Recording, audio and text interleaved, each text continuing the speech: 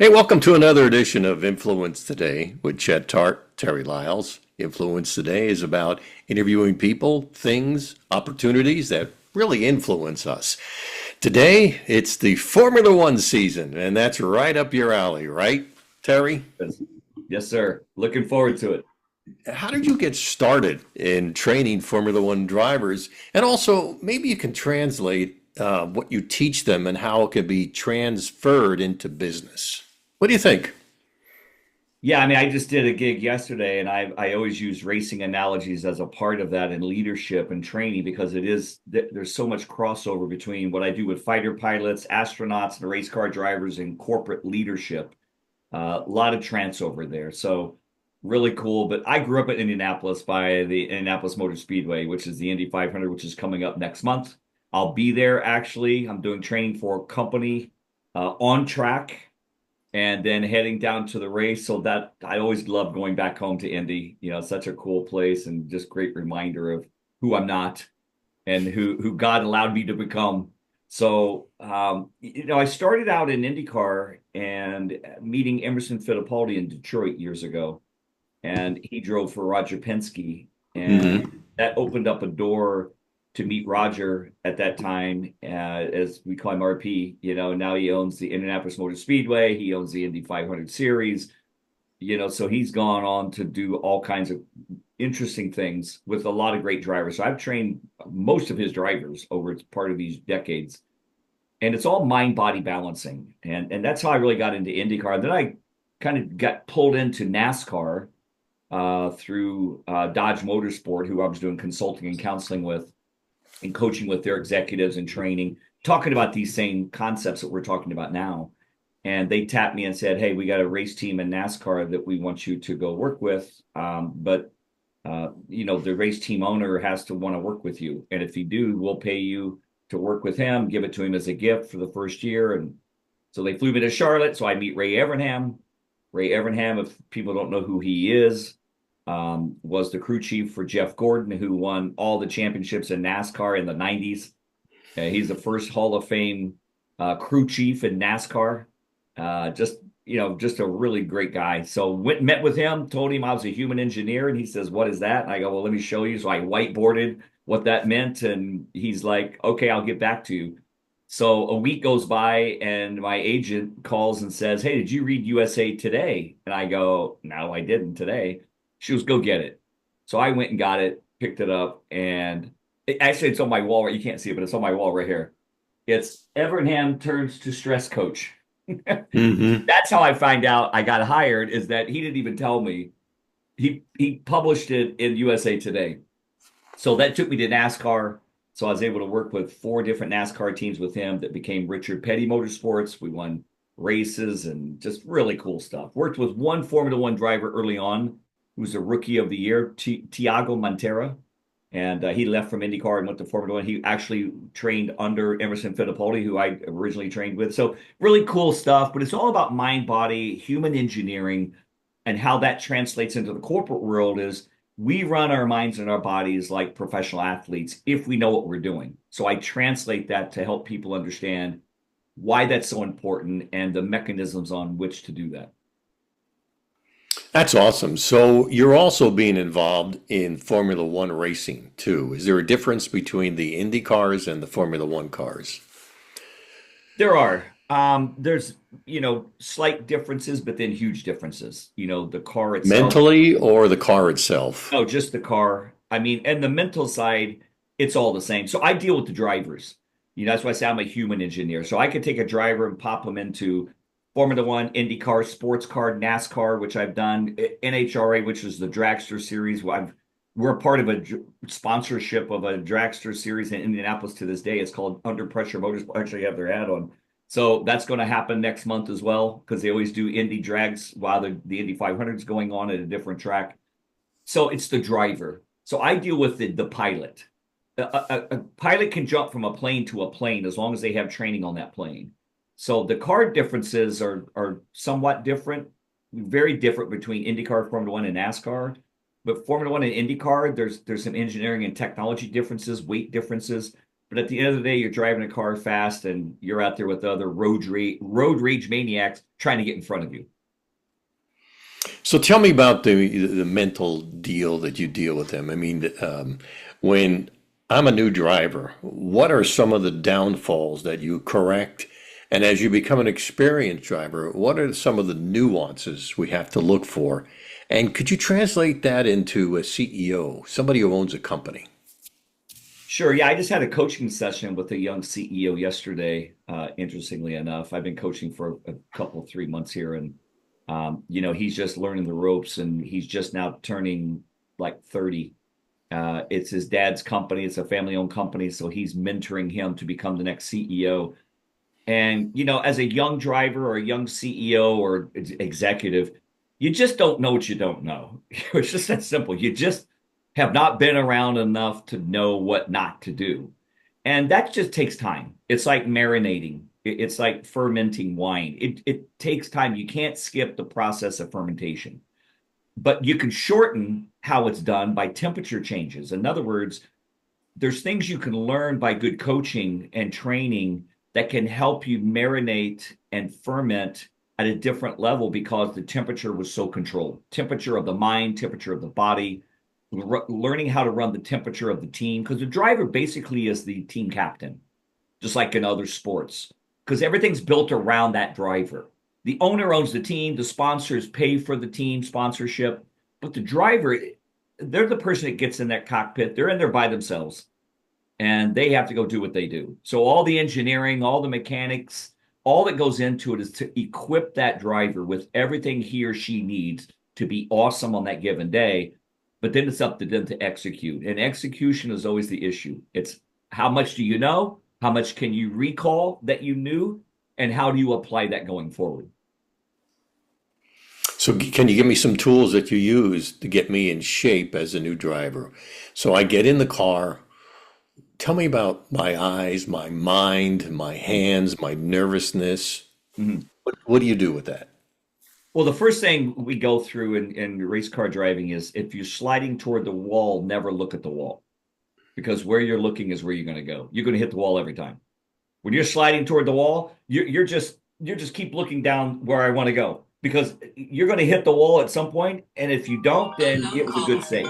You know what I mean? So same in business. If you're Same looking in at the business. negative, you will manifest that negative, correct? That's correct. And if you're Looking worried at about worries, you manifest the worries. That's correct. And worry is what I consider negative meditation.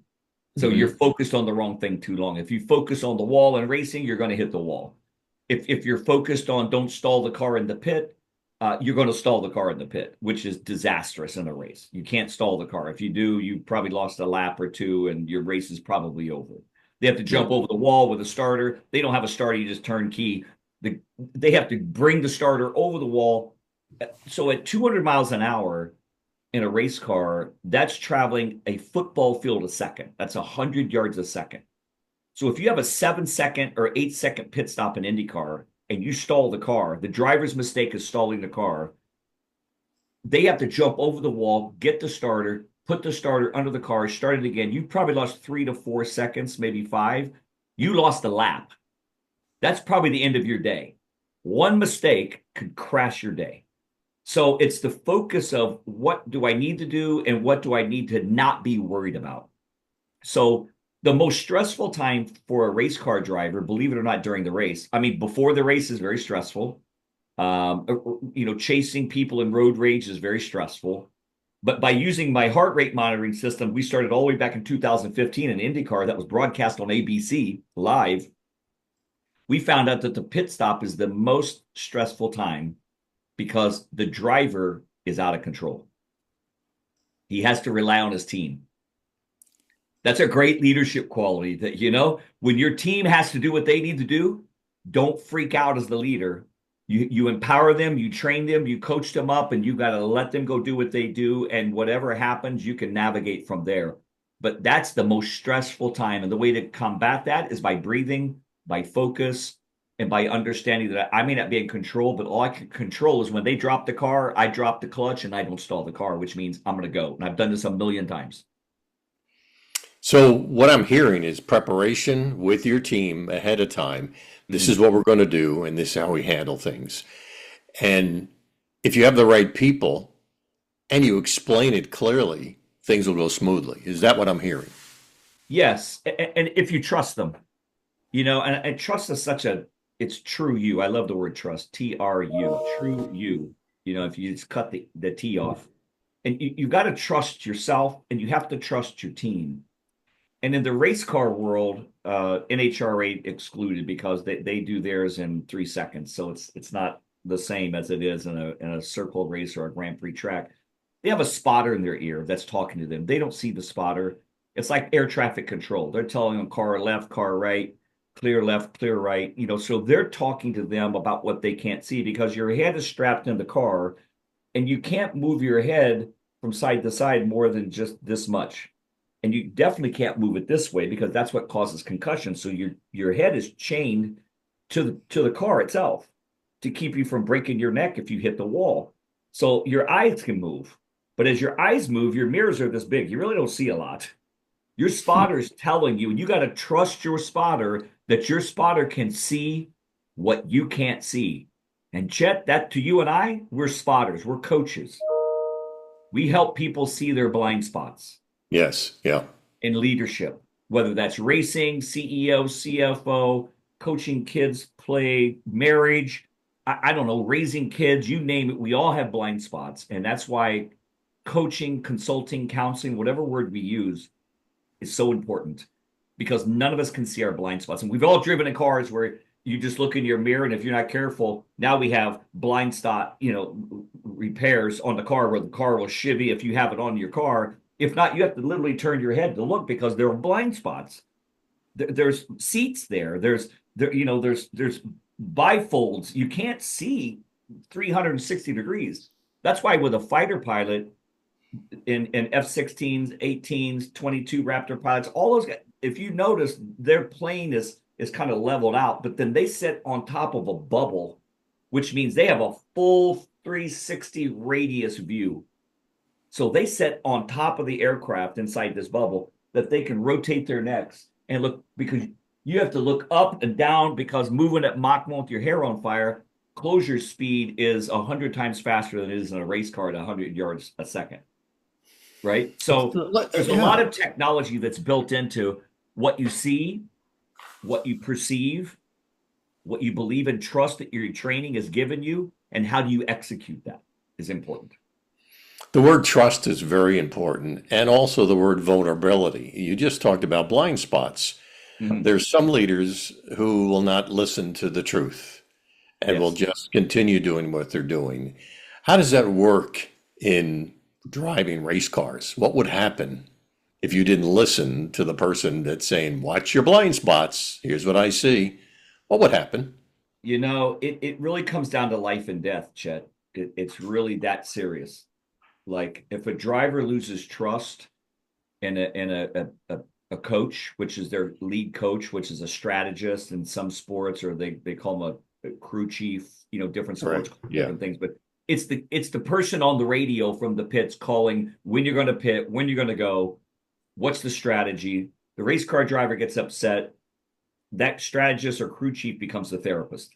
They're literally listening and trying to talk them from doing something crazy because with at Mach 2 with your hair on fire, you're doing 230 miles an hour with 32 other maniacs for 4 hours in a cockpit that's 140 degrees, and you're going to lose 8 to 10 pounds in perspiration alone by sweating, and you're going to burn about 4,500 calories of body mass. It's stressful. And you're pulling 3 to 4 Gs in some corners. So you're being pulled and pushed, and you're just being beat up like a boxer running with a sustained heart rate about 150 beats a minute for 4 hours, peaking to 190 beats, down to a low of about 80 beats a minute, which is still jogging for 3.5 to 4 hours. It's very, very stressful environment. So the crew chief or the strategist has their main job is to communicate effective truth. This is what the car is doing. But see, the driver has to communicate what the car is doing and not doing. Because the crew chief and the team can only set the car up and then give them to the driver. The driver has to go drive it. But at the end, through that race, the tires go away, the fuel go away, the car keeps changing. So here's the communication piece. The driver has to communicate what the car is doing that the pits can't see beyond technology. We trust so much in technology today, Chet. AI, stats, website design. We and I get it, it's a part of it. But at the end of the day, your navigator, who is your leader or your driver in this case, has to communicate what he or she is really feeling in the car, not just seeing, but feeling.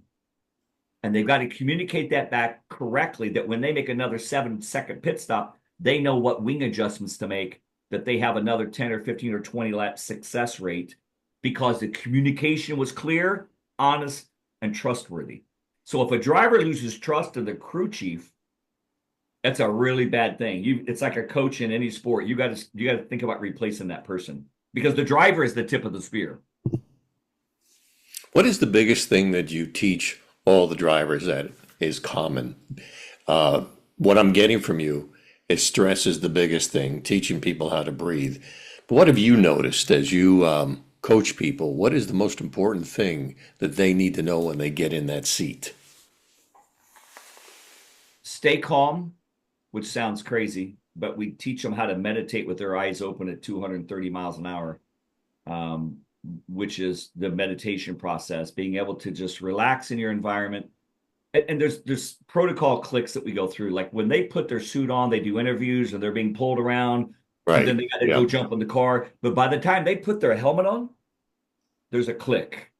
And it's like the sound changes because your helmet muffles, you got your ear buds in, you plug it into the car. Something happens when you put your helmet on that says, it's all about me now. It's me, the crew chief, and the spotter. And they go to work. So it's that mental acuity of knowing that when I put my helmet on, something changes. And that changes the training. And it is the breathing, it is the focus, it is the recovery system, which breathing is a big part of that. I actually did an article last year with Road and Track magazine. It's called Breath. And Oliver Eskew, who won the IndyCar Lights Championship, who I trained, was in it with me. And we did it and posted it out. And it was really cool. So you could look that up on Road and Track magazine. It's called Breath. It's actually right here on my wall, right there. uh, Mm. Fresh Yeah. Breath. That's what it's called. So we went into a lot of detail with the magazine talking about this very thing because it is so intriguing. The writer was like, I had no idea that there's that kind of power within just breathing alone. So it's focus, breath, and relaxation and trusting your skill set. So if a driver hasn't driven that track on a simulator at least 30, 40 times or more before that race, they're leaving aptitude on the table. Because now with technology, you can drive that track from anywhere in the world off your simulation. And a lot of these drivers have very sophisticated simulation machines in their garages and their basements. $150,000, $200,000 simulations. It's not like a laptop. It's literally a seat, steering wheel, pedals, 50-inch screen that they drive from. And I remember I trained one individual here in Palm Beach. There's a lot of drivers that live here in Palm Beach between here, Miami, Lauderdale. And I went over to his house. He lives on the island, and I remember we were doing some training. A lot of it we did virtually. Sometimes we do it in person. We went to his house, and I said, "I want to see you do your simulation." So he jumped in the simulator, and he turns it on. He starts driving, and I said, "Okay, jump back out." So we jumped out. I said, "I need you to put your full suit on, your helmet, and your gloves, and jump back in. I need you to do a 1-to-1 simulation." So he did that. Got in the house, put his suit on, put his helmet on, put his gloves on, sits down, turns it back on, and he drives. And I said, you need to do this simulation every time the same way because success is duplication. It's not just having a great day once in a while. It's how do you duplicate a great day? And you do that by training and training and training and training. You just do it over and over and over again because that is what breeds excellence. And I say this all the time to drivers and executives, you will never consistently outperform your training. You might have a great day once in a while, but you will never consistently outperform your training. You have to perform the way that you train, but you have to train harder than you expect to perform. because now you got something left. If you train at 90%, 95%, and you race at 85%, you're now 95% on the track because you got something left in the tank that they don't have. It's like having an extra fuel cell. So there's all these little tips and technologies that we utilize with drivers and crew chiefs and spotters to help them stay calm under pressure. And most of these really intense people during the race become very relaxed because, again, they put their helmet on, they chill out. It's like me or you doing what you do right now with podcasts. I was on stage yesterday. There's something happens. I do my prep. I know my material cold. I can do what I got to do. But when I pull up on a mic and they put it on me and the lights are on and people are there, I mean, I just go click and I put my helmet on and I'm going to work. And whatever questions they throw at me, whatever happens, the lights could go out, the power could go off. I've trained with powers going off in hotels and all kinds. And I just keep going. We just keep going. Give me a flashlight. You get into the zone that athletes talk about, which is a flow state, which is, it's not clunky. It's not mechanical. I've done it so many times. I know what I'm doing. I'm just going to keep doing it and get to the finish line. So these guys practice ahead of time. They're in the simulator. They get there. They have mentally or through the simulator run this course thousands of times. Yes. And you're there in the pits now. What are you coaching them with now if they're totally prepared? Everything I do normally is before the race and debriefing after the race because Okay. there's so much fluidity that happens between the team. I'm in the pits, but I'm listening, I'm monitoring. And at the time when we started out the heart rate monitoring system, I was monitoring my heart rate computer system along with the other crew chief and the engineers in the box. So my job was to just monitor what was happening in their internal systems, mentally, emotionally, spiritually, physically, what was happening emotionally, what was happening on their breath technology, their heart rate, calories burned per minute, breath rate of everything combined. So I'm in there just listening. But the training that I would do is before and after because there's just so much happening between the crew chief, the driver, and the spotters. You can't have too many people doing anything on the radio. It's just too fast. And you do in Formula One, they do a pit stop in 2 seconds, 2.5 seconds, because they don't fuel. They hit 4 tires. There's 18 guys that jump over the walls. Like when you watch a pit stop in Formula One, you can't blink because it's over. The driver hits, gone. Well, the driver doesn't get any recovery.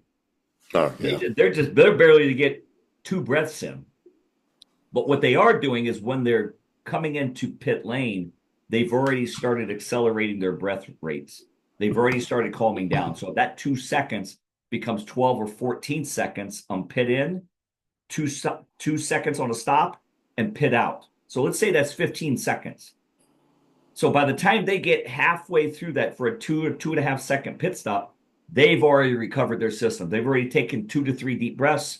They got their body calmed back down because their heart's beating. They're 150, 60 beats a minute. They need it down to 70 to 80 beats a minute. And you can do that if you're fit. And these guys are fit. They're some of the best athletes I've ever worked with in the world, including NBA, NFL, hockey, soccer. I mean, people don't realize that a race car driver at that level is literally running flat out the entire time. This is what I heard today, which is important for business. One is practice, preparation, having a coach to see your blind spots. And the last thing you mentioned here was debriefing. That is incredibly important. As we wrap up, tell me about the importance of debriefing. Well, I tell my son who plays tennis, ATP level tennis, he's just turning 12. He's been playing for about 4 years now. And, we all can get down on ourselves. I can get down with him. He can get down with himself. We get down on ourselves in business, whatever that is. So I constantly remind him that there is no losing. There's only learning. And the learning is the debrief. So when you debrief, it's what went right, what went wrong, and how can I make adjustments next time? The score was the score. Maybe in racing, I didn't finish first. I finished third. That's a podium. That's still a good day. I finished 15th, but I started 26th. That's not a bad day either. You know what I mean? So you got to go through that process. And with our drivers, when I had multiple team drivers, we would start out by saying, what's your expectation this year? Well, I want to run consistently in the top 15s. and then quarter of the season, half the season, three-quarters of the season by the championship run, we wanted to get them from top 15 to top 10. If we got from top 10 to top 5, man, you made a huge project that year. Progress, progress, progress. But if you run top 15 in NASCAR with 43 other drivers, top in the world, I mean, you're over over better than 50%. You're running about 60%. But you want to push. But is it realistic to say I would run the top 5 when I'm used to running in the top 20s? No. You have to matriculate. You got to take 5 or 7 off at a time. And I think so many times in leadership, we just say, hey, I'm gonna go from the EBITDA of this to that this year. And you're like, I don't know. Maybe the market won't support that. Maybe there's not enough funding to support that. I mean, come on, make big, hairy, audacious goals, but put some goals in there that you can aspire to, that when you click that next 5, that next 10, that next 15, you've made a market share improvement. And that's true with our families. That's true with raising our children. That's true in marriage. It's true in business. And it's obviously true in racing. You always just want to move up the track. And I'll say this is very interesting, because race car drivers, many times, because they get emotional because they're like freaking out and sweating, and they've been cut off in traffic like 5 times a lap, and they're fighting for every square inch that they can get. And sometimes they'll say, okay, the car doesn't work. I need a big change in the car. And the crew chief's going, they're looking at their computer screen not saying to the driver, but looking at it going, nah, that's not the issue. They'll say, okay, tell you what, we're going to make this minor change on the left front wing. And the driver will be like, nah, I need more change. Be like, listen, we're going to make this change. We're going to do an air pressure change on the right front. It could be a quarter of a pound of pressure in one tire. It makes a difference in how the car turns. 1/4 of 1 pound. You know what that is, Chet? That's this. Psst. You literally do, psst, and that's it. It made a difference, because at heat temperature, it changes. It doesn't have to be a pound of air. I mean, I was in a rental car yesterday, and it was overinflated because the car floats, which means the tires are more round than they are flat. So it's not making a good flat surface. And I didn't have time to get out and adjust all the air pressures. It's a rental car, so I'm driving, but it's floating. So the crew chief's job and the engineering staff is about setting the car correctly, but not listening to the erraticness of the driver who's upset, but doing what logically makes engineering sense based upon the debrief from the last pit stop.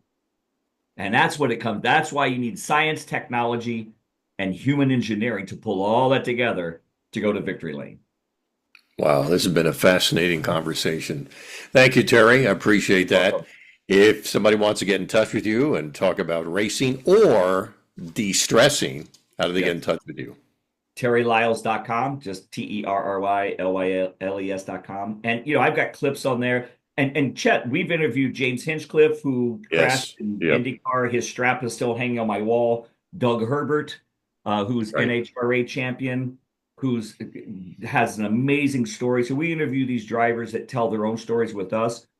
Also from Penske Racing, the general, if you will, not Roger himself, because he doesn't do it at that level. Tim Cedric, who's the president of Penske Racing, we've interviewed him.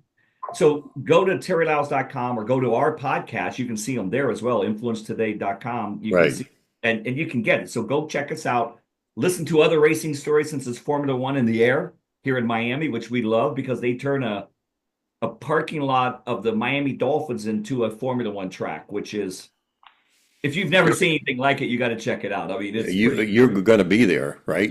Yes. For the first time, I'm going to be there the Friday, the May 2nd. You'll be blown away. They have a beach in the middle of the track with yachts in it. I'm going to that one. I'm going there. It's just, racing does it right, man. I love racing. God has been good to me. Racing has been good to me and my family. And I'm just glad to be able to give back. And again, all the videos are there. You can see it on my website. You can hear it on our podcasts, our previous ones that we do on Influence Today. So really encourage people to go back and listen to, we have hundreds of these. So go back and listen and pick out the ones you want. The racing ones, I think, are fabulous because I love racing. Thank you, Terry. Appreciate that. And thank you for another edition of Influence Today with Chet Tart and Terry Lyles. If you like it, please hit the like button. We appreciate that, and share it with other people. Thank you. We'll catch you on the next episode of Influence Today.